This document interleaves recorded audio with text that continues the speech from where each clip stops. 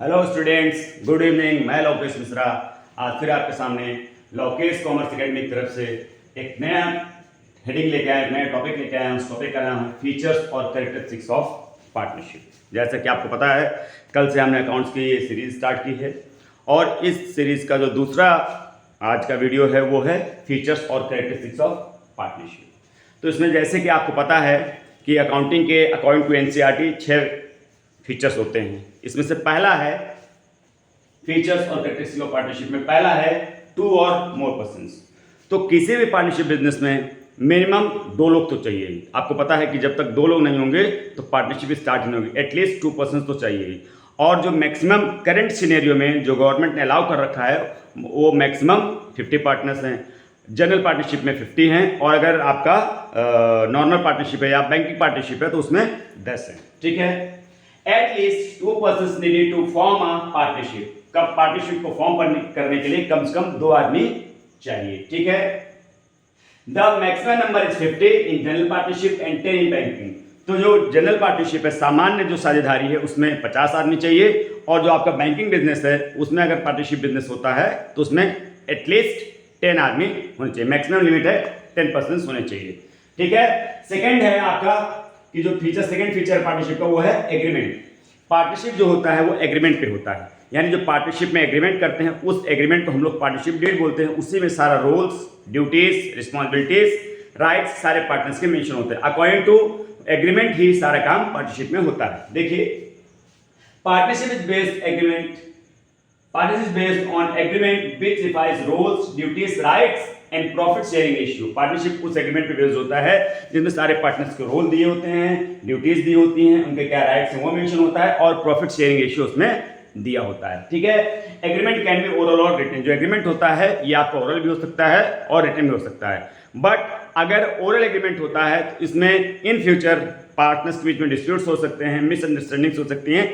इस वजह से इस चीज को ये हटाने के लिए, रिमूव करने के लिए ये एक मतलब सजेशन दिया जाता है कि पार्टनरशिप आपकी रिटर्न हो तो ज़्यादा बेहतर हो सकता है। बट रिटर्न होना कोई कंपल्सन नहीं है। रिटर्न आपकी विश पे डिपेंड करता है कि आप रिटर्न इसको रखें या ना रखें। ठीक है।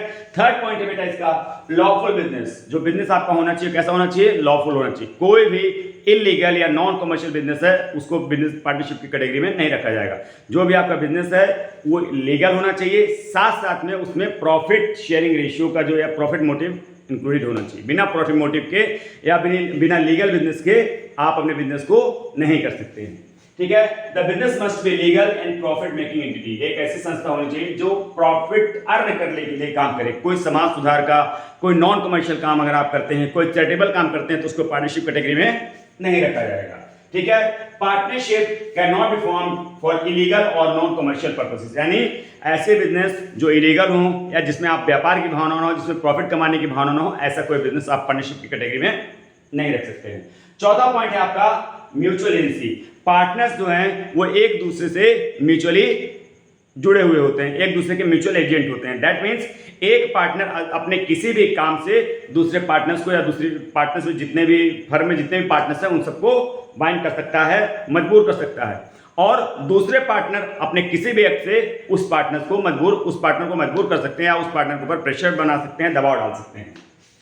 Each partner can represent and binds the firm by his acts। हर एक पार्टनर फर्म को रिप्रेजेंट करता है और अपने एक्ट से वो फर्म को क्या कर सकता है? बाइंड कर सकता है, उसको कंट्रोल कर सकता है, उसमें दबाव डाल सकता है। All partners are responsible for actions taken by any one partner in a business activity। एक पार्टनर की किसी भी एक्टिविटी से सारे पार्टनर्स के ऊपर फर्क पड़ेगा। कोई एक पार्टनर है उसने कहीं जाके कॉन्ट्रैक्ट कर लिया, कहीं जाके किसी से विवाद कर लिया तो उन सब का प्रभाव उस सारी फर्म पर पड़ेगा, सारे पार्टनर्स के ऊपर पड़ेगा।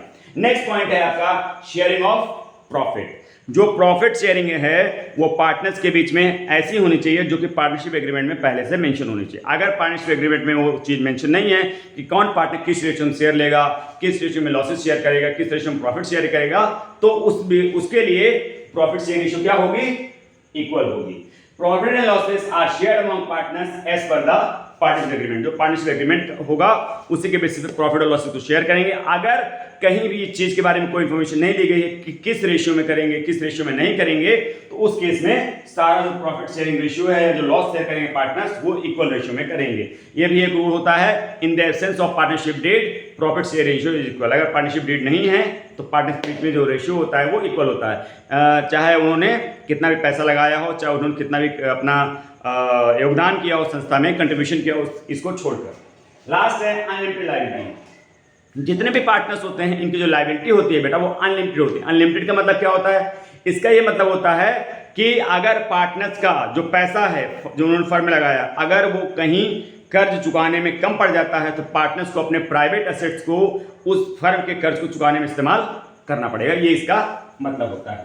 Partners have unlimited personal liability and may need to pay from debts from their own private assets if necessary. अगर जरूरत पड़ेगी तो अपने खुद के प्राइवेट एसेट्स जो होते हैं, जो अपने घर के हैं, घर के जमीन है, घर का जायदाद है, कागजात है, कैश है, रिसोर्सेज है, उसका इस्तेमाल वो फर्म के जो डेब्ट्स हैं उसको चुकाने में करेंगे। क्यों? क्योंकि पार्टनर्स और पार्टनरशिप दोनों एक दूसरे से अलग अलग नहीं होते। According to accounting point of view ये दोनों एक दूसरे से अलग अलग नहीं होते, इनको दोनों को एक ही माना जाता है। इसलिए वो अगर फर्म उनकी है तो फर्म का सारा प्रॉफिट लॉसेस को शेयर कर रहे हैं। इन केस कभी लॉस हो जाता है तो, या कर्ज ज्यादा हो जाता है तो जब प्रॉफिट आपने लिया तो लॉसेस भी आप भी करेंगे, तो लॉसेस को भी आपको एडजस्ट करना पड़ेगा। तो इन केस कभी उनकी लायबिलिटी ज्यादा हो गई तो वो अपनी लायबिलिटी को अनलिमिटेड रूप से ट्राई करेंगे। मतलब कहने को लिमिटेड नहीं है कि उनका जो शेयर है उतनी ही है, नहीं, अनलिमिटेड है। मतलब जब तक फर्म का कर्जा नहीं चुक जाएगा, खत्म हो जाएगा, पूरा पे ऑफ हो जाएगा, तब तक उनको अपने प्राइवेट एसेट से भी, अगर फर्म का पैसा कम पड़ जाता है तो प्राइवेट एसेट्स का यूज करके भी फर्म का कर्जा चुकाना पड़ेगा। तो ये मैंने आज एक छोटी सी वीडियो आपको एनसीईआरटी की बुक से या एनसीईआरटी टॉपिक से आपका चल रहा है, तो उसमें मैंने जो फीचर्स या कैरेक्टरिस्टिक्स ऑफ पार्टनरशिप है वो मैंने आपके सामने एक छोटा सा वीडियो लाने की कोशिश की। कैसा लगा आपको वीडियो? लाइक करिए, शेयर करिए, कमेंट करिए और सब्सक्राइब करिए। ज्यादा से ज्यादा दोस्तों भी शेयर करिए। जितना ज्यादा आप मुझे सपोर्ट करेंगे उतना मेरा मोटिवेशन लेवल बढ़ता जाएगा, उतना ही मैं आपके लिए अच्छी अच्छी शॉर्ट वीडियोस लाता रहूंगा। Thank you very much. Like and subscribe it. Thank you and good night.